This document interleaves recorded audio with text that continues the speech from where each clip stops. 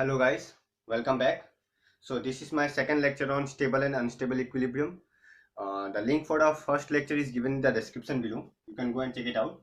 So अगर तुम लोगों ने आखिरी वीडियो देखा है मेरा इसका, तो अगर समझ में आ गया तो अच्छा बात है, नहीं समझ में आया तो तुम लोग अभी भी कमेंट बॉक्स में कर सकते हैं, हमको पूछ सकता है। तो हम लोग आगे कंटिन्यू करते हैं। तो आगे है jet test for the nature of stability. ये हम लोग का एक टॉपिक जेट टेस्ट टॉपिक। ये जेट टेस्ट हुआ तुम्हारा, मतलब जैसे कि इसमें कंडीशन लगाया हुआ है जिसमें जो भी बॉडी इक्विलिब्रियम है वो बॉडी सिर्फ एक ही फोर्स में काम करेगा, मतलब only one external force under the effect of on external force only, that is force of gravity. Just एक ही एक्सटर्नल फोर्स रहेगा W, हम सपोज इसको W नाम देता है। तो उस W के अंदर में ये एक्ट कर रहा है। ओके, नाउ तो W के अंदर एक्ट कर रहा है ना, हम लोग मालूम है, सिंस हम लोग वही लिख लिया, let a body be in equilibrium under the effect of external force only, that is force of gravity, और ब्रैकेट में हम नाम लिखते हैं W। Now since the body is in equilibrium, then by principle of virtual work, it should be, हमें लिखना by principle of virtual work,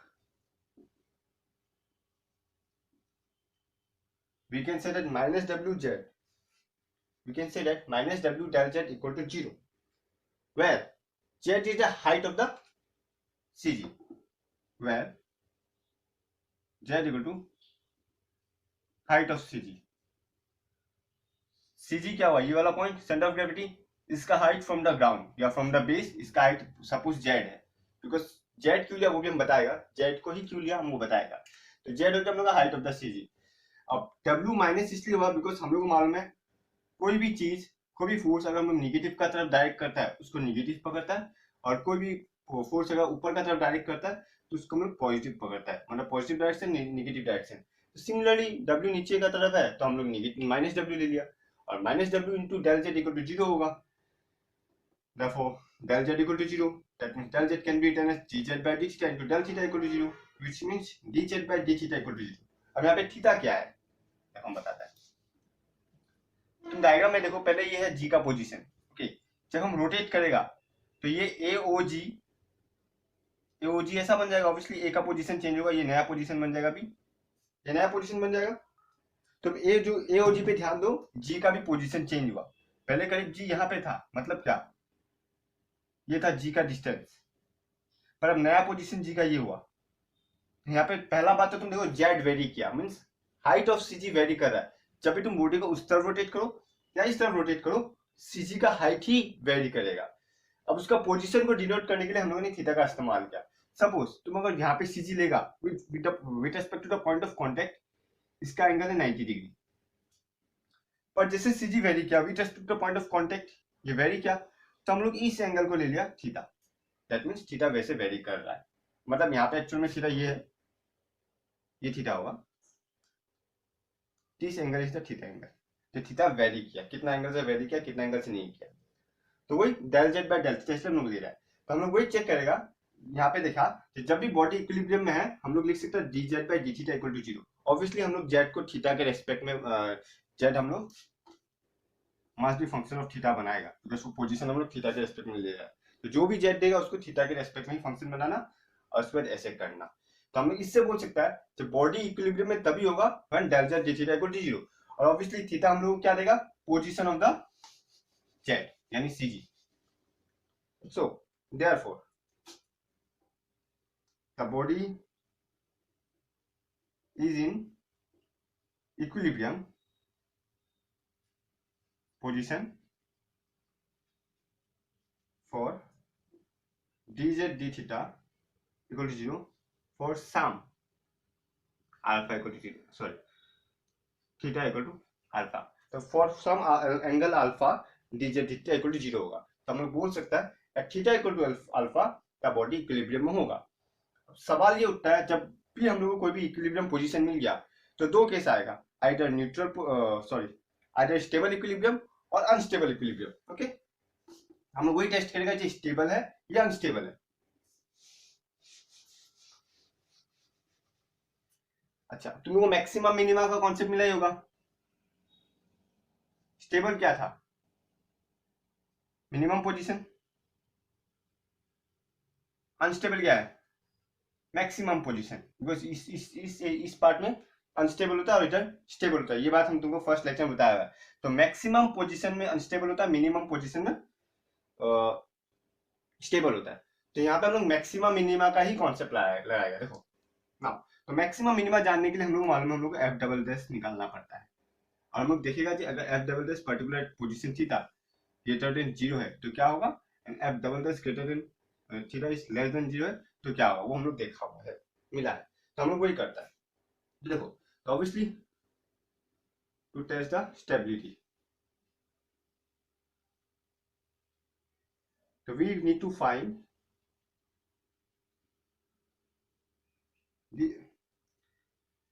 the square z by d theta square। अब हम लोग ये फाइंड करेंगे ना, if d square z by d theta square is greater than 0, अगर ये greater than 0 होता है then z is minimum। अगर d square z by d theta square greater than 0 होता है तो z मिनिमम होता है। क्यों, हम बता देता है। सपोज ये ऐसा है, ये मिनिमम पोजीशन है। तुम अगर ऑब्जर्व करेगा, हम क्लियरली बताते हैं खाली मिनिमम के लिए अच्छे से, तुम अगर ऑब्जर्व करेगा, सपोज हम ये ले रहा है, यहाँ पे मिनिमम है, तो तुम देखो सपोज इस पॉइंट में स्लोप ये है, हम लोग का ये हो गया स्लोप, तो अभी इतना स्लोप है। फिर इस पोजीशन में हम लोग का स्लोप इतना है, तो ऑब्वियसली इतना स्लोप है। और फिर इस पोजीशन में स्लोप ऑब्वियसली स्ट्रेट लाइन है, और इस पोजीशन में स्लोप ये है, इस पोजीशन में स्लोप ये है। तुम अगर देखेगा स्लोप यानी कि स्लोप मतलब क्या, थीटा का वैल्यू निकालना। ऑब्वियसली स्लोप होता है क्या, डिवाइड बाय डी एक्स क्या होता है, tan थीटा होता है। तो अल्टीमेटली थीटा का वैल्यू निकालना। तो तुम अगर ऑब्जर्व करेगा तो यहाँ पे थीटा 180 डिग्री टू 90 डिग्री का बीच में, जस्ट ये पार्ट के लिए हम बता देते हैं कौन सा पार्ट के लिए, जस्ट ये पार्ट के लिए, ये पार्ट के लिए तुम अगर देखेगा थीटा है 180 डिग्री टू 90 डिग्री का बीच में। और हम लोग को मालूम है जब भी थीटा सेकंड क्वाड्रेंट में लाई करता है tan थीटा क्या होता है, नेगेटिव होता है। That means dy by dx इस केस में नेगेटिव है। सिमिलरली तुम अगर यहाँ ऑब्जर्व करेगा, यहां से इस पोजीशन तक थीटा का वैल्यू जस्ट इंक्रीज हो रहा है, और ज्यादा से ज्यादा थीटा का वैल्यू लाई करेगा इसमें 0 less than theta less than pi by 2, और हमेशा इस पार्ट में tan थीटा पॉजिटिव होता है। तो ये जो पार्ट मिला हम लोग को, इस पार्ट में पॉजिटिव है, और एंड अगेन इस पार्ट में फिर नेगेटिव होगा, तुम ऑब्जर्व करेगा तो। अब हम लोग को मालूम है जब भी tan theta negative to positive change हुआ, means dy by dx tan theta, means क्या, जब भी थीटा का वैल्यू इस तरफ से इस तरफ गया, dy by d theta negative से पॉजिटिव बना। ऑब्वियसली इस साइड नेगेटिव वैल्यू था, इस तरफ पॉजिटिव वैल्यू था, और जब dy by d theta negative से पॉजिटिव बना, मतलब dy बाय थीटा क्या है, इंक्रीजिंग सीक्वेंस है, सॉरी इंक्रीजिंग फंक्शन है। ऑब्वियस सा बात है, इस तरफ नीचे का तो नेगेटिव वैल्यू है, ये इस साइड सारा पॉजिटिव वैल्यू, इस तरफ नेगेटिव का वैल्यू है। तो तुम देखेगा ना, अच्छे से ऑब्जर्व करेगा तो ये इस साइड नेगेटिव है, इस साइड पॉजिटिव है, नेगेटिव से पॉजिटिव है, मतलब क्या, ये एक इंक्रीजिंग सीक्वेंस है। और इंक्रीजिंग सीक्वेंस में d square z by d theta square हमेशा ग्रेटर देन 0 होता है, because d square z by d theta square क्या है, slope of d z d by d z by d theta, ये तो d z by d theta, slope of d z by d theta obviously. और जब इसका slope देखिएगा तो तुम देखेगा ये पॉजिटिव है। तो सिमिलरली हम लोग बोल सकता है जब भी d square z by d theta square greater than 0 है तो जेड मिनिमम होता है, और जब जेड मिनिमम होता है, मिनिमम में ये क्या होता है, stable. thus when we displace the body, when we displace the body,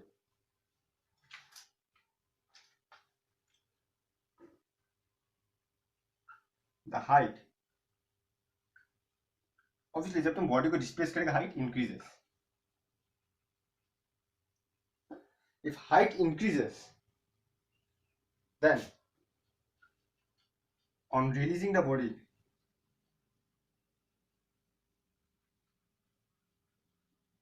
it get back to its original position। Obviously तुम देखो अगर ये बॉल पकड़ेगा और ये बॉल ऊपर चला गया, पहले हाइट था यहाँ पे जेड, अब हाइट है यहाँ पे जेड, तो हाइट बढ़ गया। That means when we displace the body the height increases, then on releasing the body, जब हम डिस्प्लेस किया इस तरफ तो हाइट जेड से समथिंग जेड इंक्रीज होगा, तो यहाँ पे आके जब छोड़ेगा तो वापस इसी तरफ आएगा। That means on releasing the body it get back to its original position, hence the equilibrium is stable. वो लास्ट लाइन तुम यहाँ पे लिख लो, hence the equilibrium is stable, इतना ही है। Similarly if d square z by dt square is less than 0, clearly ये मैक्सिमम होगा। सेम कॉन्सेप्ट इस बार यहाँ पॉजिटिव से नेगेटिव हो रहा है, बिकॉज ये हम लोग का मैक्सिमम पॉइंट है, ये पॉजिटिव से नेगेटिव होता है। और जैसे ये पॉजिटिव से नेगेटिव हो रहा है मतलब क्या, ये डिक्रीजिंग सीक्वेंस बन रहा है, बिकॉज पॉजिटिव वैल्यू से नेगेटिव वैल्यू जा रहा है। और जब ये डिक्रीजिंग फंक्शन बन रहा है, अगर एफ डैश जेड एक डिक्रीजिंग फंक्शन है तो एफ डबल डैश जेड हमेशा नेगेटिव होगा। ये मिला मैक्सिमम मिनिमा का कॉन्सेप्ट है, तुम लोग बुक में क्लास 12 का बुक में मैक्सिमम मिनिमा का कॉन्सेप्ट देखना सेम है। तो जब भी discuss z by dt square less than 0 होता है, जेड मैक्सिमम होता है। और जब जेड मैक्सिमम होता है, हम लोग को मालूम है अनस्टेबल है, बस हम लोग लिखना पड़ेगा। Thus, when we displace the body, the height is by decreases होगा। Then, on releasing the body, it get away from its original position, and hence the equilibrium is stable। तो टफ नहीं था, बहुत इजी था, concept वही stability का था। बस तुमको इतना पता होना चाहिए ग्रेटर देन 0 होने से क्या होता है, लेस देन 0 होने से क्या होता है, तुमको ये पता होना है। ग्रेटर देन 0 होने से मिनिमम होता है जेड का वैल्यू, लेस देन 0 होने से जेड का वैल्यू मैक्सिमम होता है, एंड हेंस हम लोग बॉडी जब भी डिस्प्लेस करेगा लेस होगा। तो ये डायग्राम नहीं बनाना, ये तो मैंने बस डायग्राम बाय ऑब्जर्वेशन के लिए, ऑब्जर्वेशन समझाने के लिए ये डायग्राम बनाया, एग्जैक्टली ये डायग्राम तुमको नहीं बनाना है। ओके, तो ये क्वेश्चन अगर तुम बहुत इजी देखना, और तुम लोग अगर देखेगा ना पूरा क्वेश्चन पेपर अगर प्रीवियस ईयर्स का देखेगा तो तुम लोग बोल सकते हैं ये क्वेश्चन नहीं आया। तुम लोग अगर देखेगा तो तुम लोग को लगेगा ये क्वेश्चन एक बार में नहीं आया, पर हम बोलेगा ये क्वेश्चन ऑलरेडी आ चुका है एक बार 2019 ईयर में। उसमें क्वेश्चन क्या था, हम स्क्रीन में क्वेश्चन दिया, तुम देखो क्वेश्चन दिया, define stable and unstable equilibrium and explain how to determine the nature of stability of equilibrium of the body having 1 degree of freedom. अब तुम लोगों को डिग्री ऑफ फ्रीडम पता है या नहीं, आई हैव नो आइडिया, और हम फिर भी बता देता, एकदम डिटेल्स में तो नहीं बता पाएगा, इसमें जस्ट बेसिक कॉन्सेप्ट के हिसाब से बता देता है। पहले हम 3D कोऑर्डिनेट लेते हैं, suppose z y sorry x y z कुछ भी ले लो, तो इस कोऑर्डिनेट का डिग्री ऑफ फ्रीडम है 6। अगर बॉडी का कैपेसिटी भी डिपेंड करता है, बॉडी कैसे मूवमेंट कर रहा है। सपोज हम एक स्फीयर ले लेते हैं, सर्कल नहीं है, ये एक स्फीयर है, बिकॉज 3D शेप है तो हम बोर्ड में 3D शेप नहीं बना सके, ये एक स्फीयर है। अब तुम अगर एक स्फीयर लेगा, सपोज सॉरी एक स्फीयर लेगा, पकड़ हुई कुछ भी है, तो ये स्फीयर आगे भी मूव हो सकता है, ऊपर भी मूव हो सकता है, और इस तरफ भी मूव हो सकता है, मतलब ऊपर साइड में और आगे का तरफ, ऑब्वियसली 3D सिस्टम का सबसे। तो और तुमको मालूम है x y z independent variable है, 3 इंडिपेंडेंट वेरिएबल, ये तीनों एक दूसरे पे डिपेंड नहीं करता। तो मतलब डिग्री ऑफ फ्रीडम होता है नंबर ऑफ इंडिपेंडेंट वेरिएबल जिसपे ये स्फीयर मूव होने के लिए डिपेंड कर रहा है। पर ये तो 3 हुआ, एक आगे जाना, एक ऊपर जाना, एक इस तरफ जाना, 3 डिग्री ऑफ फ्रीडम। बट इसमें और एक है, तुम अगर स्फीयर को लेगा तो स्फीयर को ऐसे रोटेट भी कर सकता है, ऐसे रोटेट भी कर सकता है, और ऐसे भी रोटेट कर सकता है। ऐसे तुम अगर देखिएगा, ऐसे ऐसे रोटेट कर सकता है, ऐसे रोटेट कर सकता है, ऐसे रोटेट कर सकता है। तो ये भी और 3 तरीका जिस हिसाब से बॉल मूव कर सकता है। तुम अगर गेमिंग खेलता, अगर तुम लोग पबजी या रिमोट वीडियो गेम्स खेलता है, तुम वीडियो गेम में देखना 2 बटन रहता है, एक आगे पीछे साइड का और एक रोटेट का रहता है। तुम अगर ऑब्जर्व करेगा, आगे जाने के लिए आगे वाला, साइड जाने के लिए साइड वाला, ऊपर जंप करने के लिए कुछ करने के लिए एक बटन रहता है, पर रोटेट करने के लिए भी एक अलग से रहता है। तो मतलब 3 डिग्री ऑफ फ्रीडम इस तरफ डिवाइड किया, 3 डिग्री ऑफ फ्रीडम इस तरफ डिवाइड किया, दोनों का अलग अलग दिया, और सारा इंडिपेंडेंट है, एक दूसरे पे डिपेंड नहीं करता। इसलिए हम लोग बोलता है ये इसमें 6 डिग्री ऑफ फ्रीडम है, सॉरी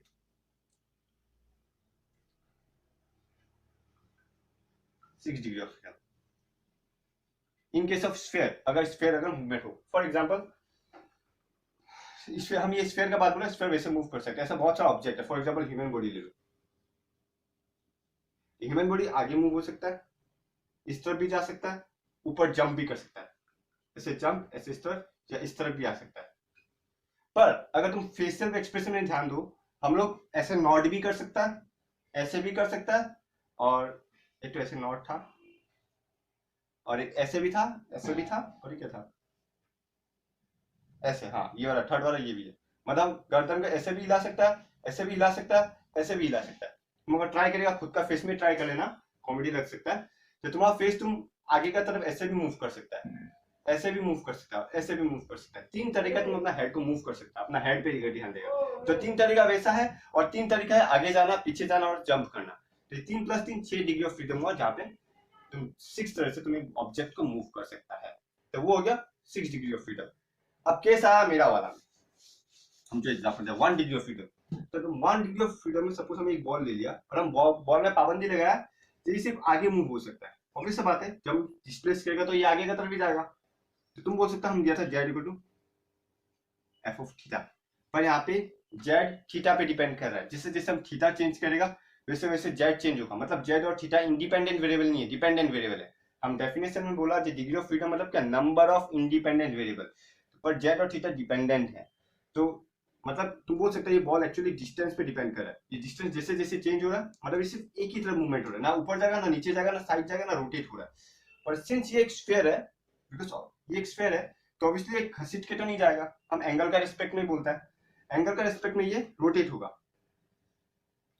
सेकंड पोजीशन सपोज यहाँ आ गया, तो ऑब्वियसली रोटेट हुआ, ये ए डॉट जी, यहाँ पे जी, तो ये रोटेट हुआ कितना एंगल से, थीटा एंगल से। ऑब्वियसली ये सिर्फ आगे का तरफ रोटेट हो रहा है। अभी हम थोड़ा पहले ह्यूमन बॉडी का एग्जांपल देता है, तुम सर को ऐसे नॉट कर सकता है, ऐसे नॉट भी कर सकता है, और ऐसे भी नॉट कर सकता है। 3 तरीका का है। पर तुम बॉल को भी स्फीयर कर सकता है, पर यहाँ पे हम क्या पाबंदी लगाया, जब बॉल को धक्का देगा सिर्फ ये आगे का तरफ ही रोटेट करेगा। मतलब ये एक सिंगल डायरेक्शन में ही मूव कर रहा है। मतलब ये एक ही इंडिपेंडेंट वेरिएबल, मतलब एक ही डायरेक्शन में डिपेंड कर रहा है। ये इस तरफ जाएगा ना, इस तरफ जाएगा, सिर्फ आगे का तरफ ही रोटेट कर रहा है। तो हेंस ये सिंगल डिग्री ऑफ फ्रीडम है। तो अभी जो हम जेट टेस्ट कराया था ओनली डिपेंडेंट में, जस्ट प्रीवियस थ्योरम जो कराया था, वही हम लोग 1 डिग्री ऑफ फ्रीडम का है, और वही 3 मार्क का दिया था। तो इनडायरेक्टली 2019 में ये जेट टेस्ट तुम्हारा आया हुआ है। तो अगर समझ में आया हो तो देखना, क्वेश्चन मैंने स्क्रीन में दिया था, और 2019 का पेपर तो ऑब्वियसली तुम लोग के पास है ही। तो इसमें अगर कोई डाउट है तुम लोग फिर हमको बोल सकता है। ओके, तो हम लोग बढ़ते हैं नेक्स्ट थ्योरम को, जो कि 2015 में आ चुका। इसका क्वेश्चन हम स्क्रीन में दिया हुआ, स्क्रीन में देख लो एक बार। सो स्क्रीन में जो जो इन्फॉर्मेशन दिया है हमारे क्वेश्चन में, वो सारा इन्फॉर्मेशन हमने उसमें लिखा है अच्छे से। तो कैसे लिखना है वो तुमको ये सब लर्न करने का जरूरत नहीं है। बस अगर तुमको डायग्राम समझ में आ गया तो डायग्राम में तुम जो जो लिखा है वही तुमको इसमें उतारना है। इसका थ्योरम बुक में भी अच्छे से किया हुआ है। तुमको अगर ये बुक का देखना है तो बुक का भी देख सकता है, और अगर ये लैंग्वेज इजी लगता है तो ये भी देख सकता है, और तुम खुद का भी लिख सकता है अगर तुमको समझ में आ गया। तो क्वेश्चन में क्या बोला है, ये 2 सरफेस दिया गया है, any shape, not necessary spherical होगा, इसलिए हम रेडियस ऑफ कर्वेचर पकड़ रहा है। एनी शेप, सपोज ये पहला स्फेरिकल हुआ, ये वाला दूसरा स्फेरिकल है, जो एक दूसरे का ऊपर है, मतलब इन कांटेक्ट है। देखो, जो एक दूसरे का ऊपर एक पॉइंट में कांटेक्ट किया, टच किया हुआ है, let that point B A1। तो मैंने क्या किया, late O and O dash be the center of the lower surface, नीचे वाला सरफेस का O centre, and upper surface का O dash O1 centre, sorry not O dash, O1 centre, with radius of curvature ρ1 and ρ2 respectively, sorry ρ2 and ρ1 respectively, ρ2 and ρ1 respectively। मतलब नीचे वाला circle का sorry not surface का मैंने radius of curvature ρ2 लिया, और ऊपर वाला का मैंने लिया ρ1। That means OA1 OA1 equal to ρ2 and A1 O1, यानी A1 O1 इक्वल टू ρ1, मैंने ये लिया। ओके, तो पहला पार्ट वही लिखा, let O and O1 be the center। Second, let a point of contact between the two surface be A1, ये दोनों का पॉइंट ऑफ कांटेक्ट A1 है, एंड एट इक्विलिब्रियम, जो कि ये सिस्टम इक्विलिब्रियम में है अभी, where O1 is a common normal passing through A1 making an angle alpha with a vertical। मतलब O1 passing through A1 एक नॉर्मल है जो दोनों सरफेस का पॉइंट ऑफ कांटेक्ट से पास किया, दोनों का सेंटर से पास किया, सच दैट ये नॉर्मल वर्टिकल लाइन से अल्फा एंगल बनाएगा। वही देखो, that a point of contact between the two surface be A1 at equilibrium, मतलब इक्विलिब्रियम में, where O1 is a common normal, O1 is a common normal between two surface passing through A1 making an angle alpha with a vertical, vertical से alpha angle बनाया। अब definitely देखो, ये vertical है, ये भी वर्टिकल है, तो दोनों पैरेलल है। अगर तुम O1 ट्रांसवर्सल लेगा तो ये अल्फा और ये एंगल इक्वल होगा, तो ये भी हम लोग का अल्फा ही होगा, बिकॉज कॉरेस्पॉन्डिंग एंगल। ओके, तो अगर ये अल्फा है तो ये भी अल्फा होगा। सेकंड पार्ट क्वेश्चन में यही सब दिया हुआ है। Let G1 be the centre of gravity on the vertical line. इस वर्टिकल लाइन में हम पकड़ ले ये G1 है सेंटर ऑफ ग्रेविटी, और G1 का हाइट कितना है, h from the point of contact A1 से आ गया। Let G1 be the C of G on the vertical line where A1 G1 is h, A1 G1 is h, and angle G1 O1 A1 equal to beta, G1 O1 और A1 equal to beta, ये हम पकड़ ले, मतलब ये दोनों को जोड़ने का ये एंगल बीटा है, हम लोग पकड़ा। ऑल्सो हम रेडियस लिख दिया, O A1 equal to rho 2, A1 O1 equal to rho 1। After a slight displacement let A to be the new position। हम डिस्प्लेस किया, थोड़ा डिस्प्लेस करने के बाद ये रोटेट होगा, रोटेट आके सपोज हम पकड़ लिया A2 एक न्यू पोजीशन है जहां पे ये आया, तो A2 अगर एक न्यू पोजीशन है तो क्लियर सा बात है, जब ये स्फीयर रोटेट करेगा तो ये O1 और A1 एक नया पोजीशन अटेन करेगा, मतलब नया पोजीशन रोटेट होने के बाद। तो सपोज A1 O2 नाम दिया, बिकॉज नया सेंटर को O2 नाम दिया, और देखा जाए तो ये भी O1 ही है,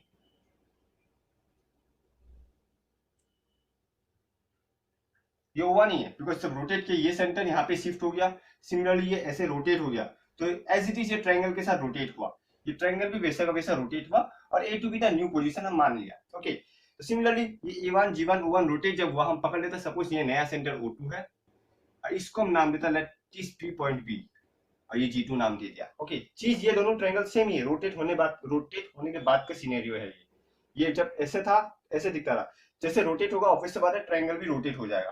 तो तुम अगर ऑब्जर्व करेगा तो ये अल्फा सेम है, ये बीटा सेम है, और ये एच सेम रहेगा, मतलब A1 G1 is equal to B G2, ये सेम रहेगा। ओके, अब हम लोग क्या करेगा, let A2 be the new position, A2 का न्यू पोजीशन माना, such that O2 is the new normal, O2 is the new normal passing through the point A2 such that it makes an angle theta with O1, such that it makes an angle, या फिर by making an angle theta with O1। ये तुम लोग पूरा अपना मर्जी से लिख सकता है। थीटा बनाया, हम लोग यहाँ एक और चीज पकड़ेगा, ये फाई एंगल भी हम लोग खुद से पकड़ेगा। Let angle BO2 be the let angle BO2 be phi. Okay, तो हम यहाँ से लिखने में शुरू करता है, ये समझा, अगर तुम लोग लिखना है तो पॉज करके लिख सकता है, बस मैंने डायग्राम में जो जो किया मैंने यहाँ पे वही बताया। Okay,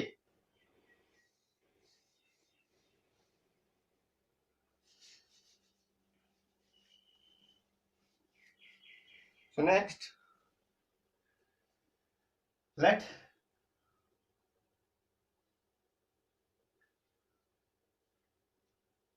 angle BO2O equal to beta, ये मान लेता हूं।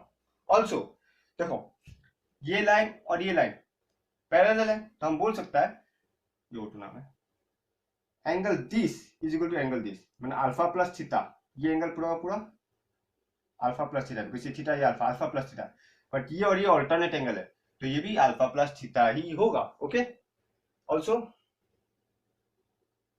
Angle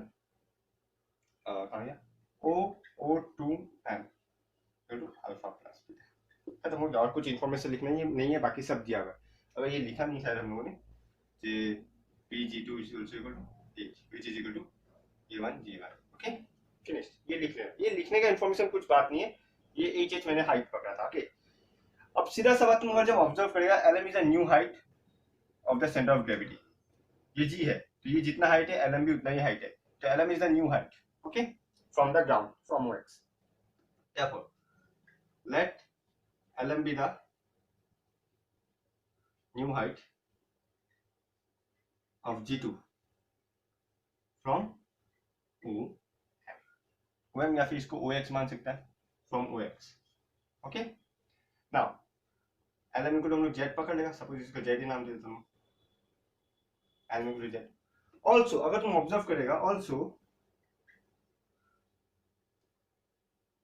A1 A2 is equal to A2B, क्यों? क्योंकि हम तुम अभी बताया था A1 और ये B पॉइंट एक ही है, सेम पॉइंट है, बस शिफ्ट होने पर इस पॉइंट का नाम हम बदल दिया, पर ये A1 पॉइंट ही शिफ्ट होकर B में पहुंचा है, तो ये जो जितना ये जितना आर्क लेंथ होगा A1 A2 उतना ही B A2 भी होगा, बिकॉज ये A1 पॉइंट और B पॉइंट सेम ही है, so A1 A2 will be equal to B A2। But A1 A2 होता है आर्क लेंथ, आर्क लेंथ क्या होता है? Angle into radius of curvature, ये एंगल है theta, radius of curvature rho 2, दैट मींस यहां से लिख सकते हैं थीटा इनटू रो 2। सिमिलरली इसमें तुम देखिएगा तो 5 इंटू रो 1 होगा, क्योंकि ये एंगल हम लोगों ने 5 पकड़ा, तो 5 इंटू रो 1। यहां से तुमको मिल जाएगा theta by 5 equal to rho 2 by rho 1। Sorry 5 by theta लिखेंगे हम लोग,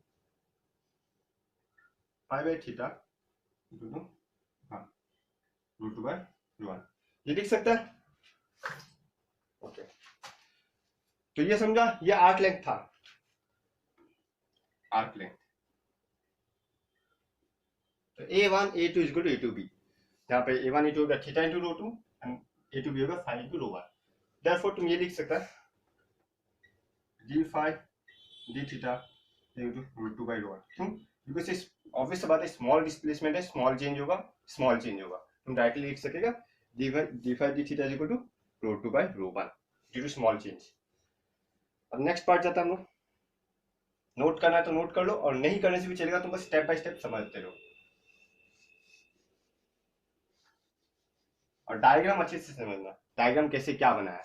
हम वही बोल देता है, पहले ये वाला नॉर्मल बनाया, ये सर्कल बनाया, सारा पॉइंट दे दिया G1 O2, फिर जस्ट इसको जस्ट रोटेट करेगा तो यही चीज यहाँ पे बनाना है, same to same, because A1 G1 O1 A1 G1 O1 ये वही चेंज है, बस सिंस न्यू पोजीशन है बोलकर हम लोगों ने नाम चेंज कर दिया, और डायग्राम डिट्टो वही है। अब आपने जस्ट ये O2 को O को ज्वाइन करना है और एंगल का नाम देना है। ओके, अच्छा नाउ हम लोग निकालना नाउ, हम लोग मिल चुका है d5 d theta is equal to rho 2 by rho 1, ये यूज होगा। ओके, ना हम लोग को निकालना जेड, और जेड क्या है LM, और LM को क्या लिख सकते हैं हम लोग, ऑब्वियसली LM को लिख सकते हैं हम लोग LM plus O2,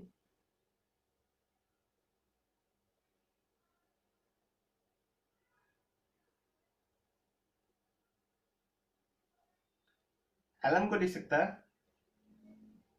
sorry LO2 plus O2L, ये लिख सकता है LO2 प्लस O2L। अब तुम अगर देखिएगा इस ट्रायंगल में O2M का वैल्यू, अच्छा पहले LO2 ले लेता है, LO2 कौन सा ट्रायंगल में, ऑब्वियसली इस ट्रायंगल में है। ओके, और ये हम लोग का 90 डिग्री है। अब तुम अगर ऑब्जर्व करेगा, ये अल्फा है ये बीटा है, तो ये क्या होगा pi minus alpha plus beta, because sum of the all triangles is 90 degree, so alpha plus beta plus that angle is equal to 180 degree, तो वो एंगल का वैल्यू निकालेगा तो वो होगा alpha plus pi minus alpha plus beta.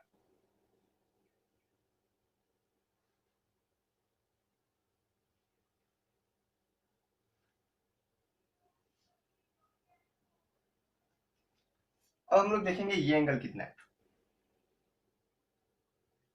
ये angle observe करो।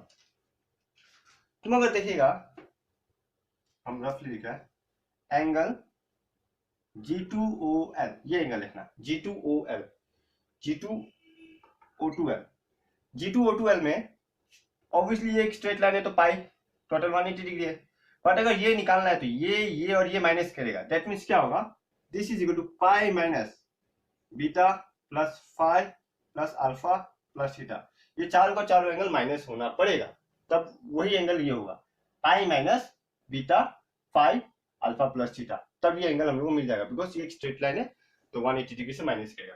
तो L G2O2L क्या हुआ पाई माइनस दिस। ओके, देखो LO2 का वैल्यू निकालना है, हम लोग को मालूम है LO2 क्या लिख सकता है G2O2, देखो G2O2 cos of pi minus जो एंगल हम लोग को मिला beta plus 5 plus alpha plus theta, ये लिख सकता है। क्यों? ऑब्वियस बात है, एक ट्रायंगल होने से, सॉरी एक राइट एंगल ट्रायंगल होता है, ये मिला ही है, मतलब जिसको नहीं पता उसके लिए हम बता रहे हैं, ये जब परपेंडिकुलर है ये हाइपोटेनस, ये सॉरी ये परपेंडिकुलर होता है, ये बेस होता है और ये हाइपोटेनस होता है। अगर ये ट्रायंगल थीटा हो रहा है तो कॉस क्या लिख सकते हैं लोग, कॉस थीटा क्या होता है b बाई h, तो यहाँ से b क्या होता है h cos theta, means hypotenuse into cos theta, base होता है हाइपोटेनस इनटू कॉस थीटा। तुम ऑब्जर्व करेगा यहाँ पे LO बेस है तो हाइपोटेनस इनटू कॉस थीटा, तो वही चीज है, ये नॉर्मल ट्रिक है, ये सबको पता है। ओके, सिमिलरली हम लोग को चाहिए O2m का वैल्यू। O2m हो गया ये, और हम लोग के पास हो गया ये ट्रायंगल, और ये हम लोग का एंगल है। तो इस रेस्पेक्ट में ये पार्ट हो गया हम लोग का परपेंडिकुलर, ये हो गया हम लोग का बेस। तो सिमिलरली हम लोग क्या लिख सकता है, O2 cos of alpha plus theta, ये लिख सकता हूं। क्यों, ये हाइपोटेनस है, ये बेस है। अभी भी हम बताया था base is equal to hypotenuse into cos theta, ये भी निकाला। तो ऑब्वियसली ये एंगल है, तो इस एंगल का रिस्पेक्ट में ये बेस हुआ, ये परपेंडिकुलर हुआ। तो ये बेस हुआ मतलब क्या है, this is equal to hypotenuse. अब तुम हाइपोटेनस देखा तो क्या है, O2, that means O2 cos of alpha plus theta, just angle मिला है। बहुत सिंपल सा, इजी सा है। तुम लोग डायग्राम में फिर देखना, जस्ट उस राइट एंगल ट्रायंगल को पकड़ना, MO2 और O को। इसमें एक्सप्लेन करने लायक कुछ भी नहीं है एकदम भी, ये नॉर्मल बेसिक है, ये डिग्री जब से डिग्री लिया तब से मिल ही रहा है। ओके, अब G2O2 का वैल्यू क्या देखो, G2O2 सपोज G2O2 भी के पकड़ लेगा हम लोग, के cos ऑफ, अब हम लोग मालूम है cos of pi minus anything is minus cos of theta, ये हम लोग को मालूम है cos of pi minus theta due to minus cos theta. तो cos of pi minus something is minus cos of something, minus बाहर आ गया। और हम लोग G2O2 को के पकड़ा, G2O2 को के, लेट से ब्रैकेट में लिख देना, लेट G2O2 भी के, ओके।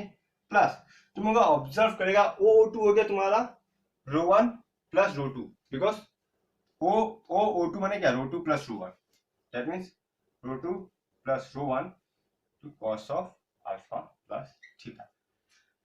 ये हो गया तुम्हारा z का वैल्यू। तो हम लोग क्या लिख सकते हैं, z equal to ρ2 plus ρ1 cos of alpha plus theta minus k cos of beta plus five plus alpha plus theta, ये हम लोग लिख सकता है। तो ये हो गया हम लोग का z का वैल्यू, ओके। अब हम लोग मालूम है अगर हम लोग को स्टेबल या अनस्टेबल बताना है तो हम लोग को dz बाई d theta and D square z by d theta square निकालना पड़ेगा। तो ऑब्वियसली हम लोग dz बाई डी थीटा निकालेंगे। देखो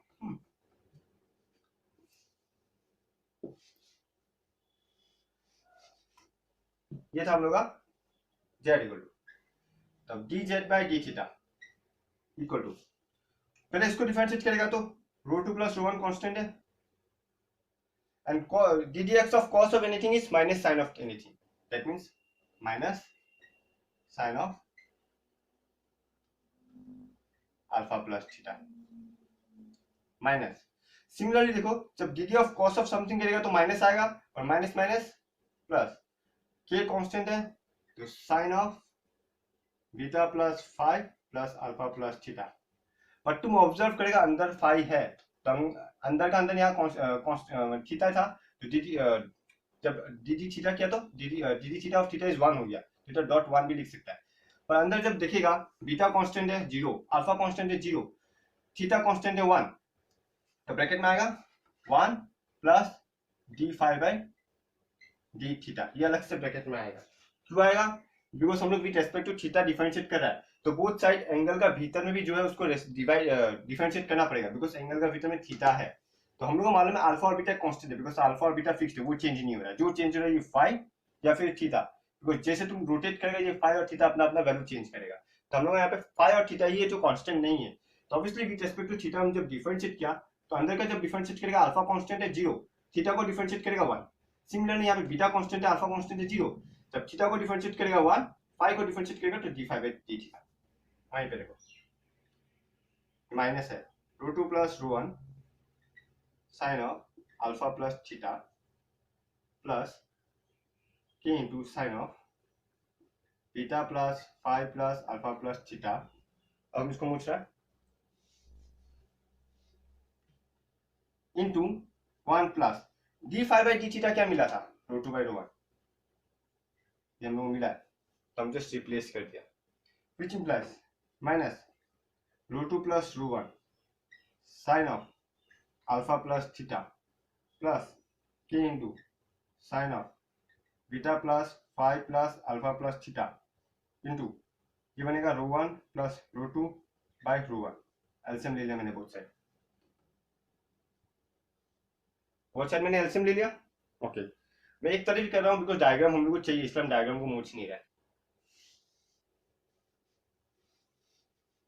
वापस लिखो। इसके बाद नेक्स्ट स्टेप, रो 1 प्लस रो 2 देखो बोथ साइड कॉमन आ रहा है, हम ये पूरा पूरा कॉमन ले लेता है। तो हम ऑब्जर्व करेगा, हम पहले पॉजिटिव साइन को रखता है, यहाँ बचेगा के sine of beta plus five plus alpha plus theta minus, अब रो 2 प्लस रो 1 कॉमन आया, साथ साथ रो 1 भी कॉमन आया डिनोमिनेटर में, तो डायरेक्ट रो 1 मल्टीप्लाई होना पड़ेगा, तब लिख सकता है sine of alpha plus theta.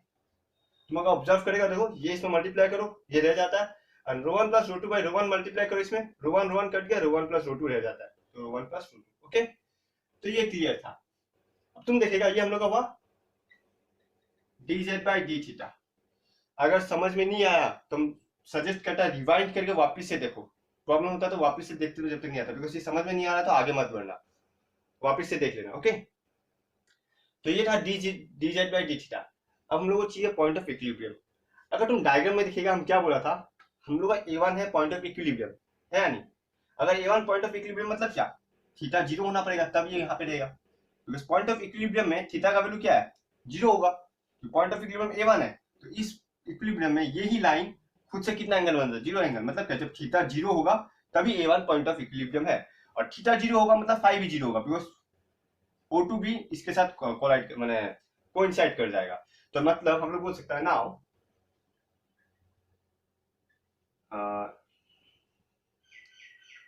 the system is in equilibrium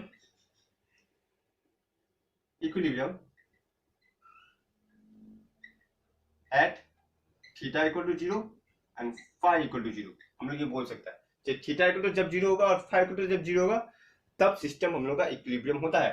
तो हम लोग जो भी चेक करेगा theta equal to zero phi equal to zero में चेक करेगा, और उससे पहले हम क्या निकालेगा, d square z by d theta निकालेगा। देखो d square z by d theta इसको निकालता है इक्वल टू, ऑब्वियस सा बात है ये रो 1 प्लस रो 2 बाई रो 1, ये कांस्टेंट है बाहर रहेगा। ओके, अब डिफरेंशिएट करना है इसको, तो तुम अगर जब इसको डिफरेंशिएट करेगा बचेगा के cos of beta plus five plus alpha plus theta, और सिंस अंदर थीटा और फाइव है तो अंदर का भी डिफरेंशिएट होगा, ये बचेगा 1 plus d five by d theta, just as before जिसे हम पहले किया था, अंदर का भी डिफरेंशिएट होगा, माइनस रो 1 कांस्टेंट है और ये बाहर आएगा cos of alpha plus theta. Okay, finished, row 1 plus row 2 बाकी सेम है, अब बस बैठाना है तुमको कि cos of beta plus five plus alpha plus theta, तुम देखेगा इनटू, अब हमें डायरेक्ट लिख रहा है रो 1 प्लस रो 2 बाय रो 1, हमें डायरेक्ट लिखा, क्यों,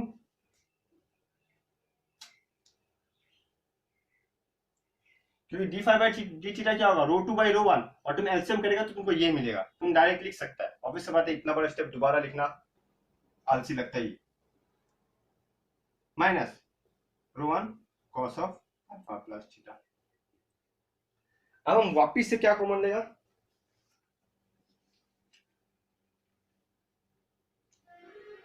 इस बार हम कॉमन लेगा रो 1, both side 1 by rho 1 common लेना,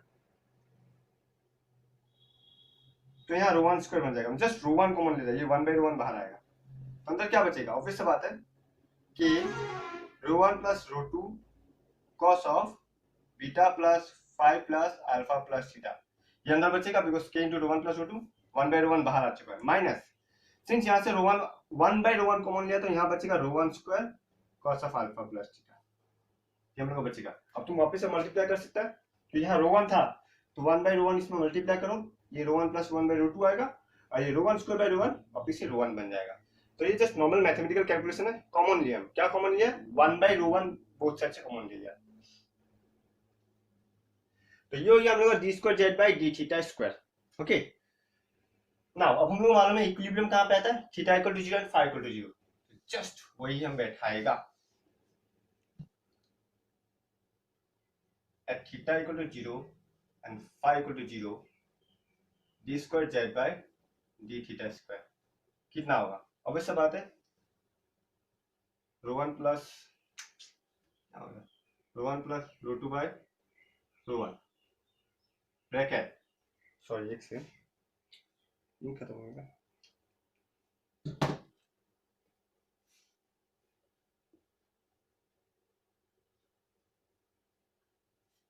into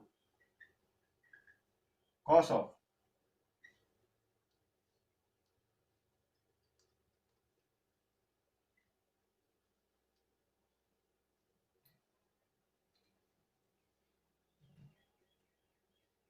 cos of, अब देखो फाइ जीरो बैठा दे, थीटा जीरो बैठा दे, अंदर क्या बचेगा, बीटा प्लस अल्फा, सॉरी यहाँ पे, हाँ फाइ जीरो बैठा दे, थीटा जीरो बैठा दिया, तो अंदर बचेगा, हम गलत लिख दिया, k into row two plus row one into cos of alpha plus beta, ये अंदर बचेगा, minus row one square cos of, अंदर क्या बचेगा, अल्फा, बिकॉज थीटा हम जीरो बैठा दिए, theta zero phi zero, theta zero बैठा दो, तुमको ये मिलेगा। अब हम लोगों को क्या दिखाना है, either this is greater than zero और लेस देन जीरो, उस हिसाब से मिनिमम मैक्सिमा स्टेबल अनस्टेबल हम लोगों को मिलेगा। बट बिफोर दैट यहाँ पे बीटा है, हम लोगों को इंडिपेंडेंट ऑफ बीटा करना है, according to the proof, proof में बीटा है नहीं, और बीटा हम लोगों ने पकड़ा था, क्वेश्चन में सिर्फ अल्फा दिया हुआ था, बीटा हम लोगों ने पकड़ा था, तो हम लोगों को इंडिपेंडेंट ऑफ बीटा करना है। वो कैसे करेगा देखो, now in the figure H का वैल्यू देखो, in the figure h equal to a1 g1, obviously a1 g1 h है, विच इज, अब हम इस पॉइंट का नाम देगा n, और ये दोनों को जोड़ देगा n1, स्टार्टिंग में डायग्राम में जोड़ देना, तो a1 g1 क्या लिख सकता है, a1n माइनस n g1, ये लिख सकता है, एंड ऑब्वियसली a1n क्या है, a1 है तुम्हारा rho one cos alpha minus k cos of alpha plus beta, ये कैसे देखो, a1n पर ये रो वन है, एंगल अल्फा है, तो रो कॉस ऑफ अल्फा होगा, बिकॉज ये हाइपोटेनस है, ये बेस है, तो रो वन मींस a1n क्या होगा, रो कॉस अल्फा होगा, rho one cos alpha minus N G one, ये एन जी वन है, और हम अभी इसको के पकड़ा था O1 G1 को, यहाँ पे भी O2 G2 को भी के पकड़ा था, तो O1 G1 भी के ही होगा, बिकॉज ये दोनों लेंथ सेम है, तो O1 G1 को भी जब के पकड़ा था, तो तुम जब इस ट्रायंगल में देखेगा, इस ट्रायंगल में ये वाला क्या है, यहाँ लिख दिया, तुम ऑब्जर्व करेगा, ये एंगल है पाई minus alpha plus beta, same जैसे यहाँ पे था, बिकॉज ये बीटा है, ये अल्फा है, ये एक ट्रायंगल है, तो ये होगा pi minus alpha plus beta, but since ये टोटल वापस वही है, तो ये अल्फा प्लस बीटा होगा, या फिर तुम वैसे भी पकड़ सकता है, ये एक एक्सटीरियर एंगल है, हम लोग मालूम है exterior angle is always equal to sum of two interior angle, तो ये हम लोग का है अल्फा प्लस बीटा, और सिंस ये अल्फा प्लस बीटा है, तो हम लोग एन जी वन क्या लिख सकता है, cos of alpha plus beta, obvious बात है, सॉरी नॉट कॉस, हाँ yes, means k into cos of alpha plus beta, because O1 G1 is the hypotenuse, but O1 G1 क्या है, k का वैल्यू है, n G1 निकालना है, तो O1 G1 क्या होता है, k into cos alpha plus beta, ठीक है, वही है, ये ट्रायंगल वाला सिस्टम एकदम नॉर्मल है, ये मिला हुआ पहले, ओके, तो यहां से हम क्या बोल सकते हैं, implies k cos of alpha plus beta equal to h minus rho 1 cos, sorry rho one cos alpha minus H, अब तुम ऑब्जर्व करो, k into cos alpha plus beta यहाँ है, k into cos alpha plus beta है, तो हम लोग क्या कर सकेगा, k into cos alpha plus beta को इससे रिप्लेस कर सकता है, therefore d square z by d theta square, अगर तुम रिप्लेस करेगा तो क्या बचेगा, देखो ये बचेगा rho one plus rho two into rho one cos alpha minus H minus रो वन स्क्वायर cos अल्फा, ये हम लोग का बचेगा, क्यों, क्योंकि k cos alpha plus beta का जगह हम रिप्लेस कर दिया rho one cos alpha minus H, okay. Now calculation बहुत लंबा है, प्रैक्टिस करेगा तो सकेगा, इजी है, डायरेक्ट 6 मार्क का आता है, दुआ को एग्जाम में ना आए, नहीं तो बहुत झमेला है डायग्राम करना। अब हम लोग को क्या, अच्छा हम अंदर का सॉल्व कर लेता है, equal to rho one plus rho two by rho one, तुम अगर मल्टीप्लाई करेगा तो ये मिलेगा rho one rho two cos alpha, sorry rho one square cos alpha minus रो वन एच प्लस रो one rho two cos alpha minus rho two H minus रो one square cos alpha, यही बचेगा। पर तुम observe करेगा तो ये cut गया, तो क्या बचेगा, ρ1 प्लस ρ2 बाई ρ1, विच इज, तुम अगर देखेगा ρ1 ρ2 cos अल्फा तो है ही, बट यहां से h कॉमन आ रहा है तो माइनस h कॉमन लेगा और अंदर बचेगा ρ1 प्लस ρ2। ओके, देखो h कॉमन आ रहा था, माइनस h कॉमन लिया, अंदर बचा ρ1 प्लस ρ2 और ये ρ1 ρ2 cos अल्फा बचा। अब हम लोग को दिखाना है कि यही ग्रेटर देन 0 लेस देन 0 लेता है। अब हम लोग मालूम है ये the system is in stable equilibrium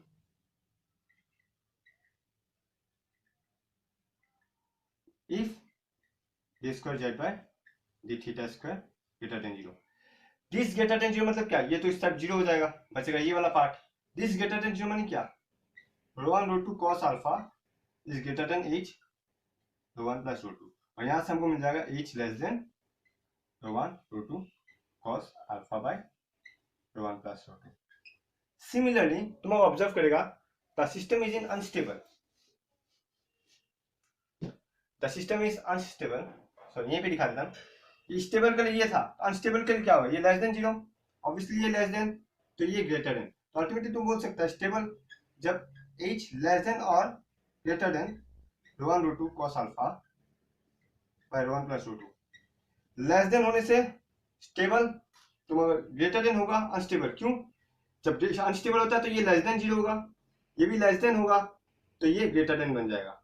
okay, तो सिमिलरली यहाँ पे ग्रेटर देन, वो स्टेप दिखाना, the system is in unstable equilibrium if d square z by d theta square is less than 0। तो हम लोग को ये मिल गया, ज्यादातर h लेस देन और ग्रेटर देन नहीं होने से स्टेबल या अनस्टेबल होगा। अब एक पर्टिकुलर केस दिखाता है, कॉरोलरी, सॉरी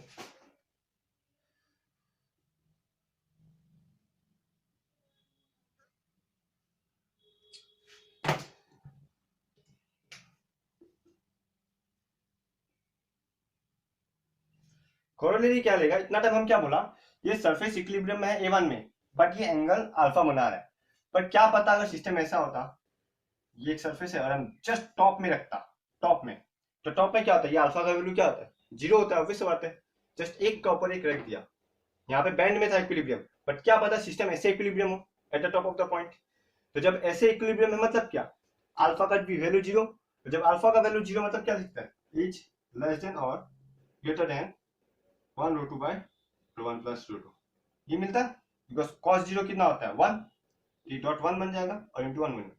अब तुम लोग ऑब्जर्व करेगा, हम लोग 1 बाई 8 जब लेगा तो ये ग्रेटर बन जाएगा, ये लेस बन जाएगा, ये क्या देगा √1 बाय √2 बाय √1 √2, ये बन जाएगा, तो 1 बाई 8 ग्रेटर देन और less than 1 by √1 plus 1 by √2। तो तुम बोल सकता है दो, हम लोग को दो चीज मिला, पहला ये जब अल्फा एंगल में होता है तो स्टेबल कब होगा, जब लेस देन होगा, और अनस्टेबल कब होगा, जब ग्रेटर देन होगा, और वहीं पे जब ये टॉप में रहता है मतलब अल्फा 0, तब हम लोग को ये मिल जाता है।